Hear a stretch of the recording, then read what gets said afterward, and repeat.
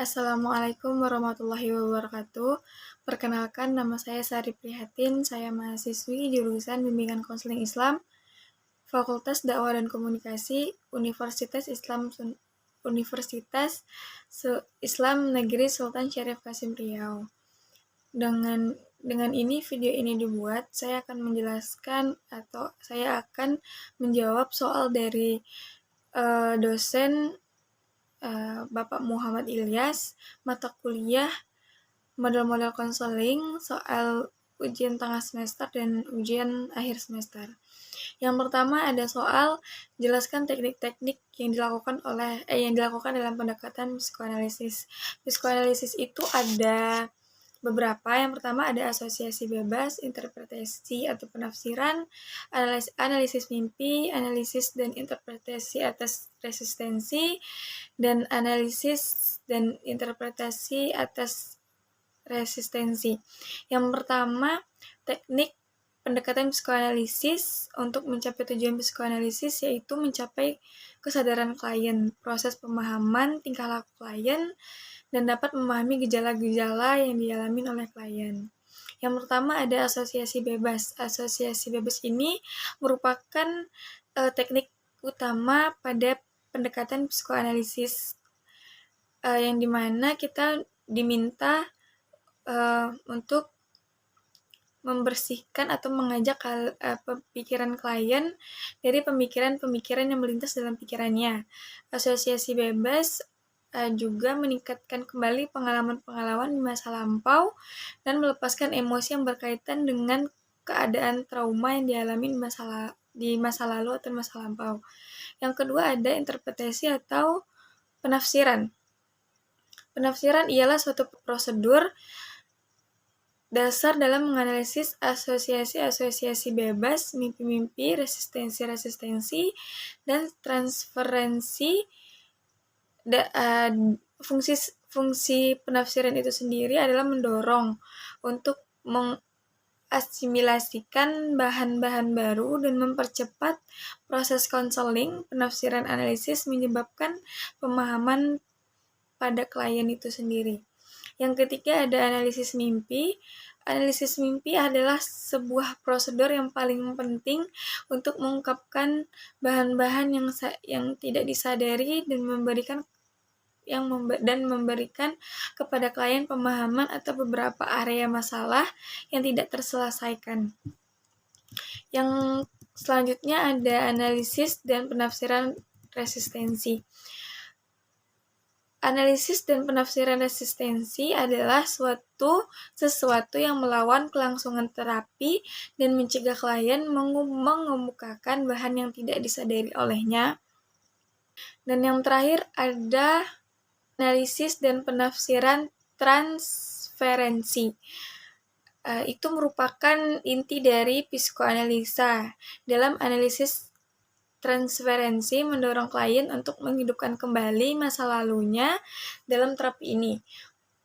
Penafsiran hubungan transferensi memungkinkan klien di masa lampau yang telah dipertahankan hingga saat ini menghambat pertumbuhan emosionalnya. Dan soal yang kedua, jelaskan penyebab neo-Freudian memisah dari Freud seperti Alfred Adler dan Albert Ellis. Freud pernah mengatakan, kehidupan emosionalku selalu menuntutku bahwa aku harus selalu menjadi teman dekat dan juga musuh yang paling dibenci. Karena saya harus selalu dapat menyediakan diri sendiri menjadi seperti itu. Freud juga pernah mengalami kesulitan berhubungan dengan beberapa teman lainnya atau teman lamanya seperti Alfred Adler, Carl Jung, dan beberapa kolega terdekatnya yang lainnya. Freud menanggapi hal ini terjadi dengan mengatakan bukan perbedaan keilmuan yang paling penting, tapi kebiasaannya karena dendam. Kecemburuan atau pembalasan dendam yang memberikan impuls untuk perusuhan.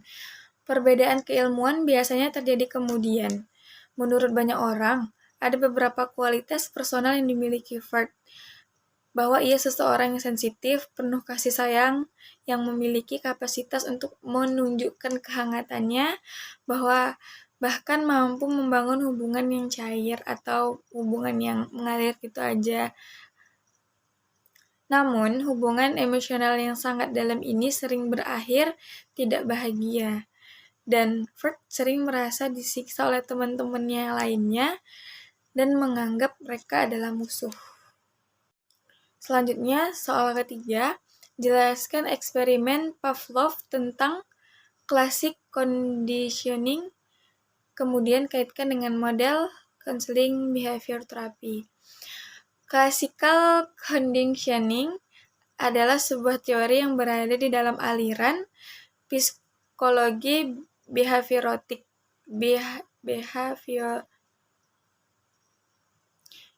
Di dalam aliran psikologi behavioristik yang seperti kita tahu, meyakini bahwa perilaku individu disebabkan oleh pengalaman belajar yang berbeda. Dan kemudian proses classical conditioning yaitu ada 3 fase. Yang pertama sebelum pengkondisian, yang kedua ada selama pengkondisian, dan yang ketiga ada setelah pengkondisian. Contohnya pada tahun 1890-an, Ivan Pavlov meneliti air liur suatu binatang sebagai respon saat diberi makan. Ia memasukkan tabung reaksi kecil di pipi masing-masing binatang tersebut untuk mengukur air liur saat binatang tersebut dikasih makan dengan menggunakan bubuk yang terbuat dari daging. Awalnya, Pavlov menduga binatang-binatang ini akan mengeluarkan liur sebagai respon dari makanan yang diberikan di hadapan mereka.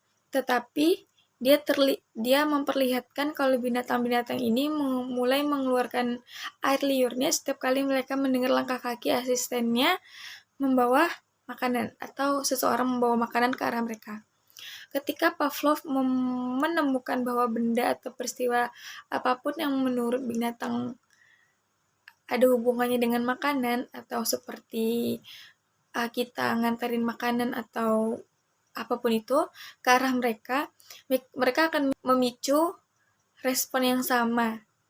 Dan dia menyadari bahwa yang telah membuat penemuan ilmiah yang penting. Dan karena itu, Pavlov mengabadikan sisa karirnya untuk mempelajari conditioning ini. Pertanyaan yang keempat, jelaskan konsep dasar dari model konseling rational emotive therapy. Rational emotive therapy.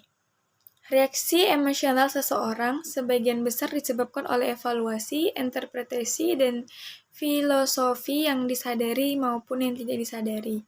Hambatan psikologis atau emosional adalah akibat dari cara berpikir yang tidak logis dan irasional. Emosi menyertakan individu yang berpikir dengan penuh prasangka, sangat personal, dan irasional. Adapun pendekatan rasional emotif tentang kepribadian yang dikaji oleh konsep-konsep kunci teori Albert Ellis. Ada 3 pilar yang membangun tingkah laku individu.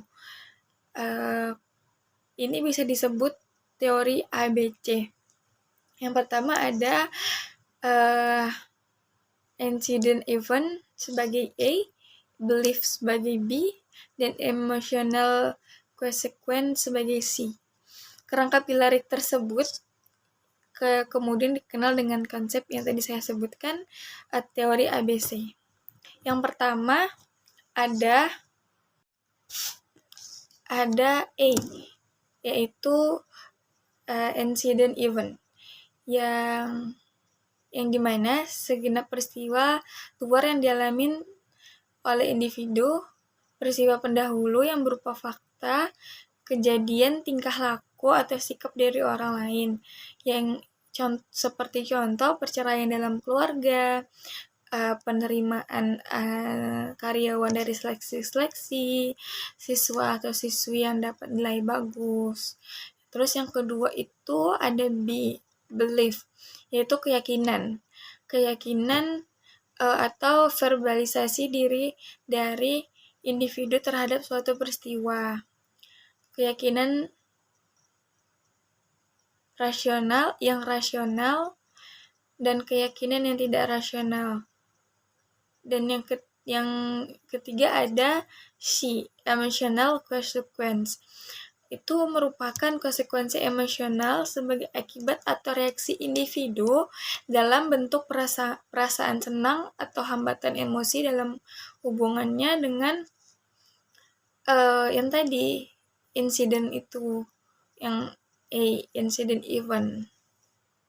Oke, selanjutnya nomor 5. Jelaskan perbedaan model konseling Carl Rogers dengan model konseling Truitt dan Factor jika ditinjau dari hubungan antara konselor dan klien. Yang pertama ada model konseling Carl Rogers ya. Menurut manusia, dalam pandangan Rogers adalah bersifat positif. Dan ia mempercayai bahwa manusia memiliki dorongan atau memiliki tujuan selalu untuk bergerak ke arah yang maju atau kayak kehidupan yang lebih baik gitu kan. Berjuang untuk berfungsi, kooperatif, konstruktif, dan memiliki kebaikan pada inti terdalam tanpa perlu mengendalikan dorongan-dorongan negatif atau dorongan-dorongan yang jelek. Pendekatan konseling client-centered menekankan pada kecakapan klien untuk menentukan isu yang penting bagi dirinya dan pemecahan masalah pada dirinya. Konsep pokok yang mendasari adalah hal yang menyangkut konsep-konsep mengenai diri sendiri atau myself atau yourself, aktualisasi diri, teori kepribadian, dan hakikat kecemasan. Menurut Rogers, konsep inti konseling berpusat pada klien. Ialah konsep tentang diri dan konsep tentang menjadi diri atau pertumbuhan perwujudan diri. Hubungan yang menurut dalam model konseling Rogers, hubungan konselor dengan klien, konsep hubungan antar terapis dan klien dalam pendekatan ini ditegaskan oleh pernyataan Rogers pada tahun 1961 yang dimana jika saya bisa menyajikan suatu tipe hubungan, maka orang lain akan menemukan dalam dirinya sendiri kesanggupan menggunakan hubungan itu untuk pertumbuhan dan perubahan, sehingga perkembangan pribadi pun akan terjadi. Dan ada beberapa kondisi yang diperlukan. Yang pertama ada 2 orang berada dalam hubungan psikologis. Yang kedua ada orang pertama disebut klien ada di dalam keadaan tidak selaras atau lagi cemas. Dan yang ketiga orang kedua disebut terapis ada dalam keadaan selaras atau integritas dalam berhubungan. Yang keempat ada terapis merasakan perhatian positif tanpa bersyarat pada klien. Dan model konseling menurut teori Truitt dan Factor adalah pandangan yang mengatakan bahwa kepribadian seseorang dapat dilukiskan dengan mengidentifikasikan jumlah ciri sejauh tampak dari hasil testing psikologis yang mengukur masing-masing dimensi kepribadian tertentu.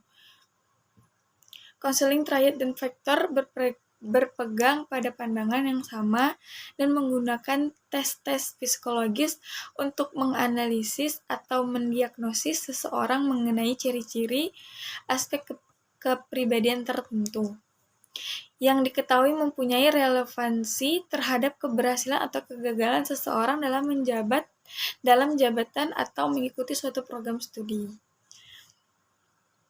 Menurut Winkel pada tahun 2010, istilah konseling, Truitt dan Factor dapat dideskripsikan sebagai corak konseling yang menekankan pemahaman diri, melalui testing psikologis dan penerapan pemahaman itu dalam memecahkan masalah mereka beraneka ragam masalahan atau permasalahan yang individu alamin, terutamanya yang menyangkut pilihan program studi atau bimbang dalam memilih pekerjaan.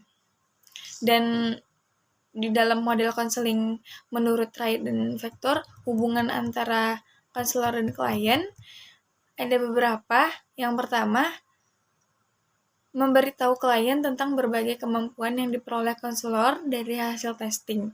Yang kedua ada konselor secara aktif mempengaruhi perkembangan klien. Selanjutnya, konselor membantu mencari sebab individu tidak memiliki sumber personal untuk menentukan individualitasnya. Yang selanjutnya, konselor aktif dalam situasi belajar, melakukan diagnosis, menyajikan informasi, mengumpulkan dan menilai data, dan untuk membantu juga individu. Berikutnya, soal ke-6 ada jelaskan teknik-teknik yang digunakan dalam model konseling Gestalt. Yang pertama ada eksperimen mendorong konseling dengan cara-cara baru.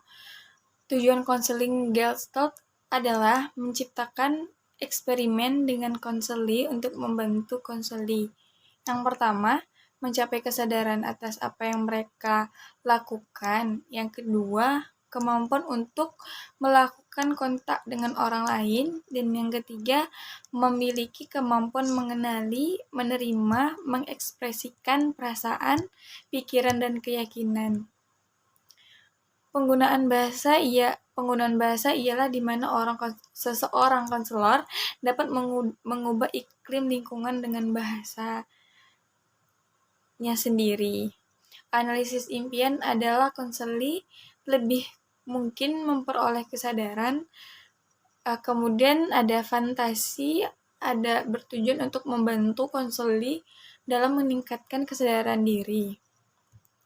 Dan selain itu, teknik-teknik yang digunakan dalam konseling Islam juga memiliki teknik yang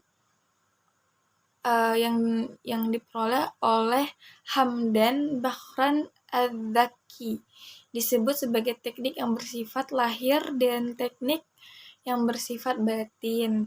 Teknik yang bersifat lahir yang dimaksudkan oleh Adzaki yaitu sebagai teknik yang dapat dilihat, didengarkan, dirasakan oleh konseli. Sedangkan teknik secara lisan digunakan dengan menggunakan wejangan, himbauan, dan ajakan yang baik dan benar. Teknik tersebut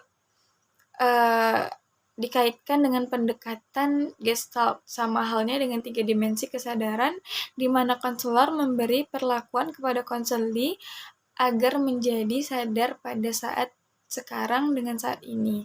Selain itu, dalam Islam, konselor juga dianjurkan untuk mendoakan dan berdoa dengan menggunakan lisan terhadap permasalahan yang akan dihadapi oleh konseli dengan maksud agar Allah senantiasa memberikan jalan terbaik bagi konseli. Sebab di agama Islam pada hakikatnya adalah memberikan pencerahan terhadap pola sikap, pola pikir, dan pola perilaku umatnya ke arah kehidupan personal dan sosial yang sakinah, mawadah, rahmah, dan ukhuwah Islamiyah.